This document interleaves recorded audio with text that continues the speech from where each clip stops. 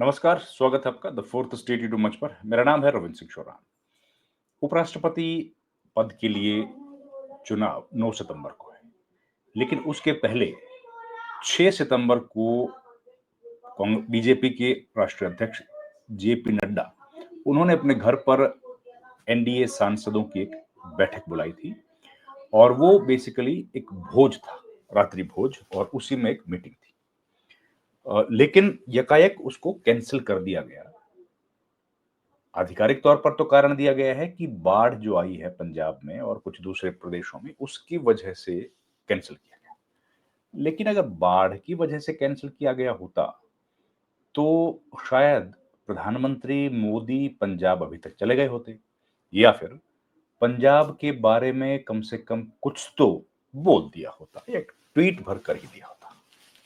खैर, खबर जो आई है वो ये आई है कि प्रधानमंत्री जेपी नड्डा के घर पे जो डिनर कैंसिल हुआ है, उसके पीछे कुछ राजनीतिक कारण हैं।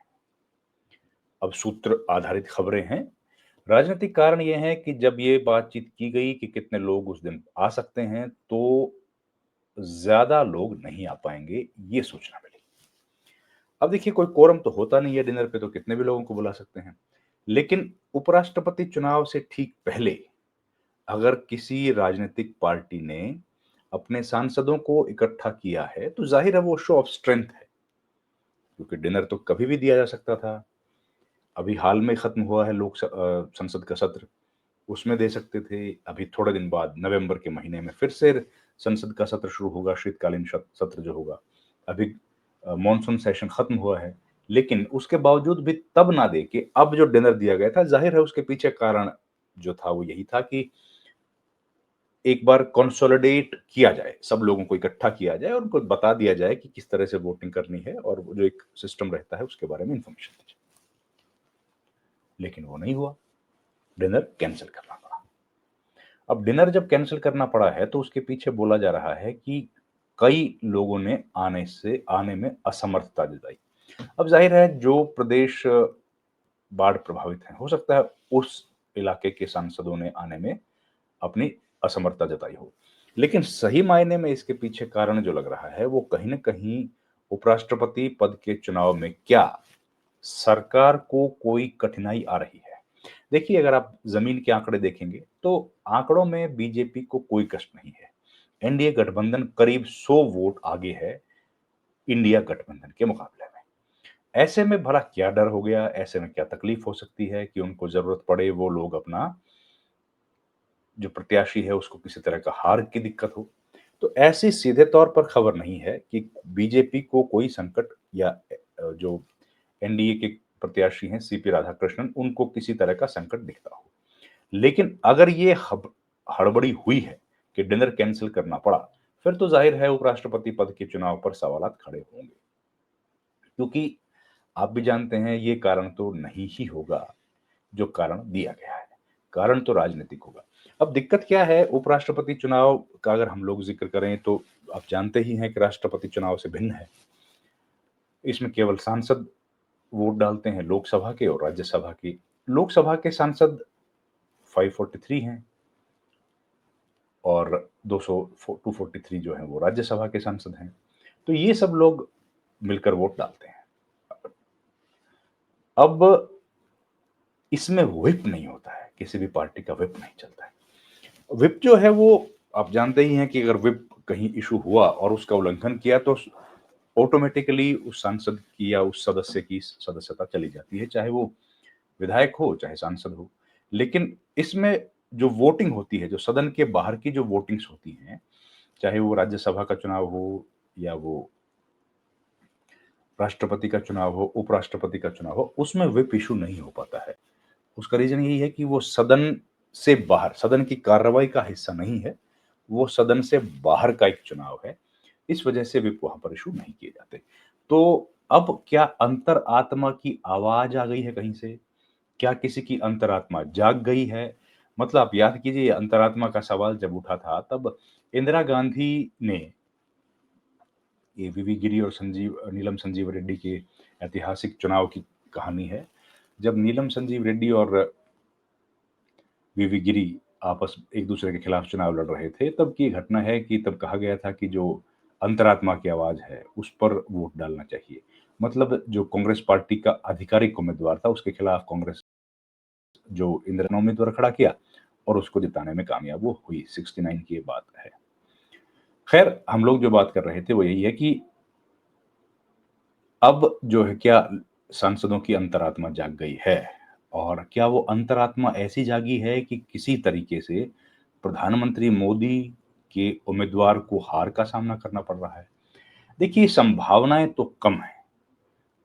मेरे हिसाब से तो इस बात की कोई संभावना नहीं है कि सीपी राधाकृष्णन चुनाव हार जाएं।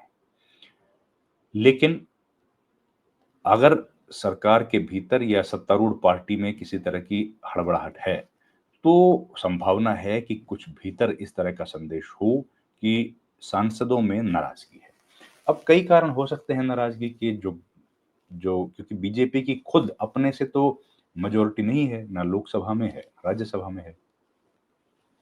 तो बीजेपी को डिपेंड होना पड़ रहा है गठबंधन के जो साथी हैं उनके ऊपर, एनडीए के। और साथ ही ज़ाहिर है, आप जानते हैं कि चुनाव तो कोई भी हो, उसमें कोशिश पूरी की जाती है। तो जो अ, निर्दलीय उम्मीदवार निर्दलीय लोकसभा के सदस्य हैं या राज्यसभा के भी जो सदस्य हैं, उनको भी संपर्क साधा जा रहा है।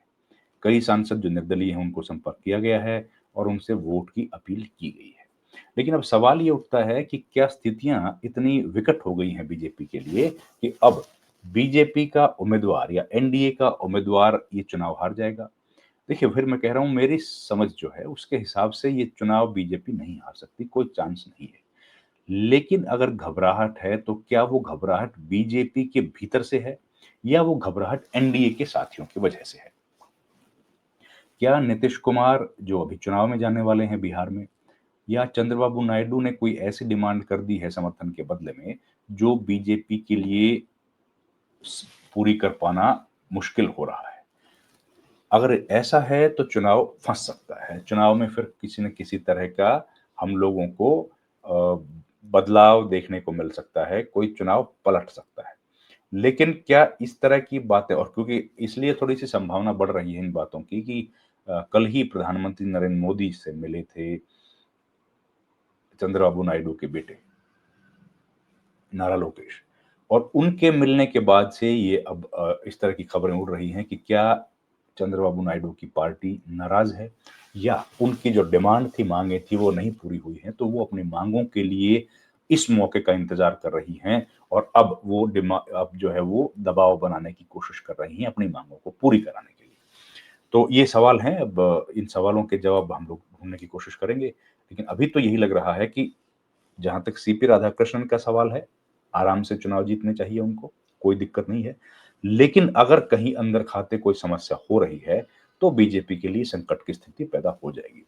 अगर और संकट की स्थिति का मतलब केवल यही नहीं है कि जहाँ बीजेपी के उम्मीदवार को 100 वोट से जीतना था, अगर उसकी वोट की संख्या में या जीत की जो संख्या है, जीत के वोटों में, उसमें अगर घट भी गया, अगर 10-15 वोट भी क्रॉस वोट हुआ है, जिसकी संभावना, फिर मैं कह रहा हूँ, क्रॉस वोट होने की आम तौर पर जो संभावना होती है, वो सरकार के पक्ष में तो हो सकती है।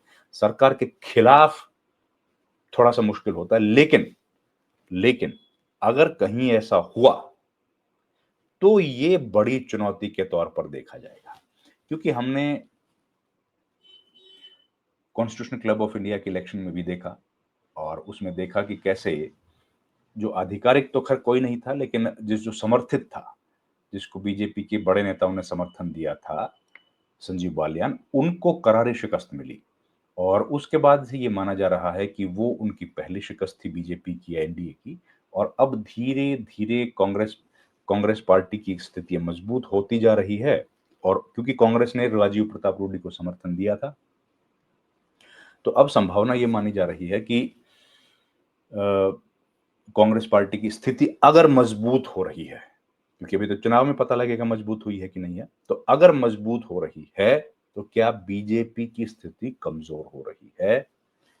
अगर कॉन्स्टिट्यूशनल क्लब में हार गए, तो इसका मतलब ये है कि क्या बाकी चुनाव में भी हारेंगे? और क्या ऐसे कोई लोकसभा में या राज्यसभा में सदस्य होंगे, जो कांग्रेस पार्टी या इंडिया गठबंधन के प्रत्याशी के पक्ष में मतदान कर सके। तो ये सवाल बना हुआ है। संभावना मुझे नहीं लग रही कि कोई ऐसी होगी, लेकिन राजनीति आप जानते ही हैं, संभावनाओं का खेल है, कभी भी कहीं भी कुछ भी हो सकता है। इस वीडियो में इतना ही। आपसे गुजारिश है हमारे चैनल को लाइक शेयर और सब्सक्राइब जरूर कीजिए।